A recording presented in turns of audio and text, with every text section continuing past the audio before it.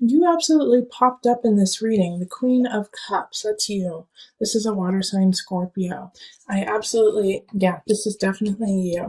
And then we have this King of Staffs up here, and this is a fire sign, Leo, Sagittarius, Aries. And there's a disconnect there. All right, so for those of you, I do feel like almost a sexual tension between the two of you. I feel like there's this rift going on, like you guys can't be together, but you want to be together. And so let's explore this a little bit and see like what context it is when it comes to relationship and in work. Because the Six of Swords is moving on. And so I think at the beginning of November, you're going to have this feeling, this impetus to push through on a job. But also, I feel like some of you guys just feel like you need to move on with people in your lives and like let go of some people. We have the Two of Cups in reverse. And so this is kind of a break away from people that you hold dear in your life. And it's also a disconnect too. And this disconnect is definitely connected to the Seven of Swords. And Seven of Swords is it's a sneaky Pete. It's someone taking something from you, feeling lost, feeling like you don't have enough because somebody else has it. And so these two are linked together, and it's like almost the cups are dripping down into the swords. And so I do feel like if you are in a relationship with a Leo sign, there is going to be some deceit. There's going to be some situations where everything's not out on the table and you don't know exactly what's going on. You don't have the full story, and they're kind of feeding you, these niceties, sweetness, and it's all a lie in a way. And so what you're going to have to really do is dig deep, Scorpio, which is easy for you because you're coming into your own judgment. You've got to use what you know. Okay, judgment popped up for the energy coming in from October. You got to listen to your heart. You instead of talking yourself out of yourself in a way. It's like, no, maybe I'm overreacting. No, maybe they are not cheating on me. Maybe they didn't steal my car. Let me just give them a chance. And you're trying to talk yourself out of something you just know to be true. And you're like, I can't be that. I don't want to be a jerk about the situation. I don't want to be an ass, like I'm always that person. Like I can feel like Scorpios being like, I don't want people to think I'm always that person, who accuses people or is a little more harsh, uses stronger wording. But Scorpio, you're just speaking the truth, right? Sometimes people don't want to hear the truth. So just speak clearly, speak that tongue, speak the tongue of truth. Because you see something going on and it's right. And the Hermit is like, shine light on that. Shine light on what you know, even though it's going to be hard to say. Because in the Four of Pentacles, it's also here, Four of Pentacles. You're starting to realize that what you wished for, what you wanted out of this situation, and I do feel like it is a love relationship or a very close relationship of some sort that is kind of going wonky. Like what you put into it, what you're like, you know what, I want it to be white picket fences, 2.5 kids, and I want us to get married on the beach, and then we're going to go to Italy afterwards. Like all of these things that you put on this relationship aren't needed and aren't what's going to make you happy anyways. And so that illusion that you had created with this person, this King of Staves, and even though they're in the upright, like they're doing what they need to, they feel like they're doing just fine. Oh, Scorpio, here's another situation too that Spirit just actually threw at me, is that, okay, I'm getting all over the place. Hold on, let me go back. So this energy that, that you had put into the relationship of what I want it to be, it won't make you happy. And what will make you happy is like a soul connection. And here's the thing about this King of Staves right there, is that they're in the upright, like I was just saying, they're in the upright, so they're doing really, really well. And maybe they have done some things that are awry. made some choices that aren't in your best interest, but are in their best interest, and so that's conflicting. But you have to let it go. Seven of Cups is like not seeing choices clearly. Yeah, they're charming. Yes, they're sexy. Yes, they're fun. And yes, there was this connection, but it wasn't the truth. But here's another spin on all this, okay? Is that there is this amazing soul connection between the two of you, and that you are meant to be together, Two of Cups. However, something is blocking you too. All right, because with the Six of Staves, not Seven of Wands, but the Six of Swords, the two sixes here, that energy, six is the energy of growth, learning, protection. It's often nostalgia, looking to the past so that you can move forward. With these two energies, it's like they're almost conflicting for you guys. Like you have an idea, a foundation, and he or she has a foundation, and they're not the same. And so it's like you guys have to step differently to meet each other. You know what I mean? Like you guys have two different paths, but to step on the same path, it's different levels. Like one of you guys may need to give up where you live, while the other person may need to give up the idea of marriage. That you guys will get married, but you will be together forever. It's like, oh, I'm sorry. I know that I probably sound very confusing to you right now, but there's just like so many different situations going through my head for you that like there's like this block that is definitely there that is not your fault.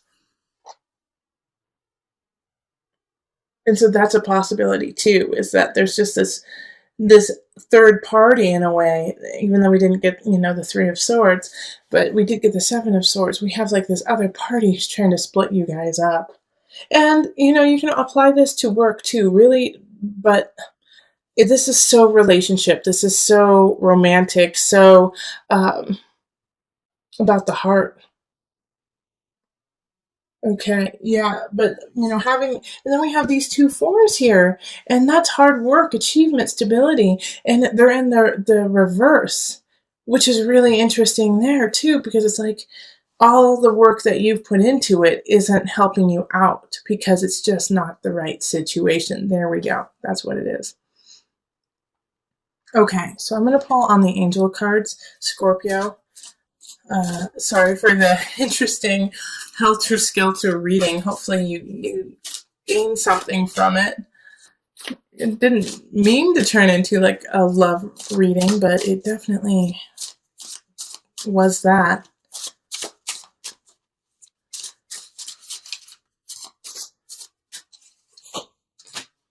Okay, River, Surrender. Another sign got this. I'm not sure which one, but another sign did get this. Surrender.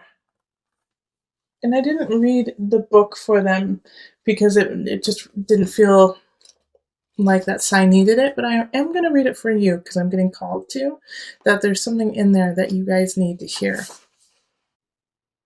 Now, these cards are actually based on mothers, but that's why I love it, is that we all nurture and we all have a mother within, so come at it from that perspective.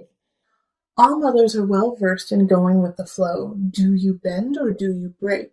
For some, flexibility may come easily. It is a practice in shape-shifting.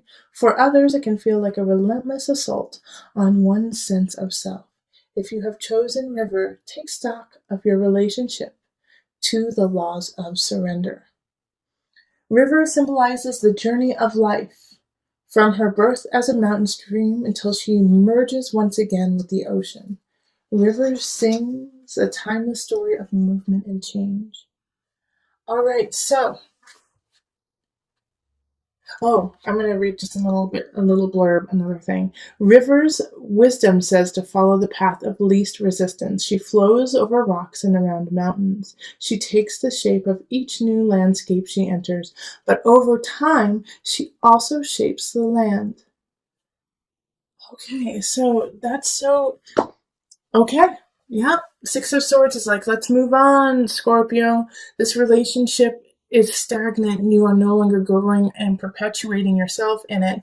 So step back, find your light, understand that there are other energies that you don't know the whole truth about, which are actually not working in your favor. And so you have to gleam the light on that, hermit, go into the details, show the light in the dark to figure out what steps you need to take next, because what you have been working on is not working. So go with the flow, see what happens, and then from there, let your heart shine and guide you down the river. So with the Five of Chalices here, it's, time to let go of what has already happened, that you can't change the past. You can't change the immediate past. You have to step up to it and own your situation, own your space in the situation. Five of Chalices is saying stop looking at the negative aspects of something going awry, of losing something, but realize what you have remaining and what you have to work with, that you have plenty to work with. So make sure that you lament, you mourn the loss of something, absolutely. But then you turn around and you see what you have left and fill yourself with gratitude. Because we do have arguments happening that second half of October, the second half of November. All right. So Five of Wands is talking of fights within relationship, fights within family. For us in the States, this is the energy of Thanksgiving, like meeting with your family. Maybe your family has completely different political views than you do, and you guys start to kind of pick at each other, and it turns into like a full-blown argument, fight before the turkey has even hit the table. So make sure that you are taking stock of where you are before actually starting that fight, picking that fight with somebody else, and just start to really think about, will I really regret this tomorrow if I pick this fight with somebody I love? Will I turn into the Five of Chalices and go, oh gosh, why did I do that yesterday? When I love this person and it's not even worth fighting over, Or it could be the opposite too. It could be, oh my gosh, why didn't I stand up for myself? Why didn't I, say, gosh, what you're saying is totally wrong and I don't appreciate it and I find it disrespectful. Why didn't I say that? So the Five of Wands is like, pick your battles, choose your battles wisely, because all the battles that you are about to have a meaning and will affect you in the future, and will affect how the other person deals with fights and arguments with you in the future. So pick them wisely. And we have the King of Wands popping up, and they popped up in your November reading too. And this is, a Leo, Sagittarius, Aries. They're still here. And so the connection though, this is with work. So, go back to the November reading after watching this, because I'm going to add on to it right now. The King of Wands energy, like I was saying in the November reading, often has that feeling of relationship for you, has a feeling of love with you. And I think it has to do, it's somebody from work, now that it's coming up in, career work area, that this is somebody that you meet through work, or somebody that you are going to grow your work with. All right. So this is a very important person in your life, especially since they popped up twice now. Okay. So in the November reading and then again now. So this fire sign has a lot of potential to, create a future with you. And the reason why I say that is the Nine of Chalices right next to it. This is abundance, this is happiness, and this is in the sign of abundance, Scorpio. So Nine of Chalices is feeling really content and happy with how things are in some regards, and with abundance, it could be, financial abundance, it could be emotional abundance, it could be your personal abundance, how you feel about yourself. But there's some aspects in your life that are going really, really well, and it doesn't come without all the work you have already put into it. And the King of Wands sees that. And I think this is why these fights are so frustrating to you when it comes to family and when it comes to relationship in some regards. Because you're like, I am finally feeling comfortable in my own skin. I'm finally feeling like I can take the steps I need to for my life. And then you come in and you like try to strip me down, take away my light, take away who I am. No. And so this is like why the fight I think is actually happening is it's like, for most of you, it will be, I need to stand up for what I have because I'm so grateful to be who I am. Yeah. And the Ten of Swords. This is like, this is power. Power, baby. This is power, Scorpio. Because this is in the mind, body, soul connection. So this is a rebirth. You have to let go of an aspect of yourself. And I really feel like it has to do with what I just said, is that you're like, no, I am coming into my own, and you may not like it, you may not find it comfortable, but I'm not here to make you comfortable. I'm here to live my truth. And if you find that uncomfortable, then that is a personal problem, not mine. Right, Scorpio? This is where we need to be. And if you're not there, we got to work to get there. And there's a fire sign who has your back. Yeah, Ten of Swords is powerful in mind, body, soul connection. You're releasing some of your own self-doubts, your own worries, so you can come up into your light, shining brightly.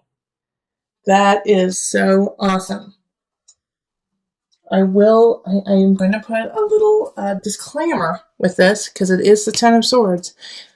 Change and growth, they call it growing pains for a reason. So don't back down if you start to get those growing pains, okay? You're just growing. So we're going to call on the angel deck for some added guidance. You are profoundly clairvoyant. Trust what you see in your mind's eye as well as your physical sight, for your spiritual vision helps you with healing, teaching, and guidance. All right. Power, baby. Ten of Swords, you are profoundly clairvoyant. Letting go, rising from the ashes, stronger, better than ever. Listen to your intuition, listen to your heart and the body.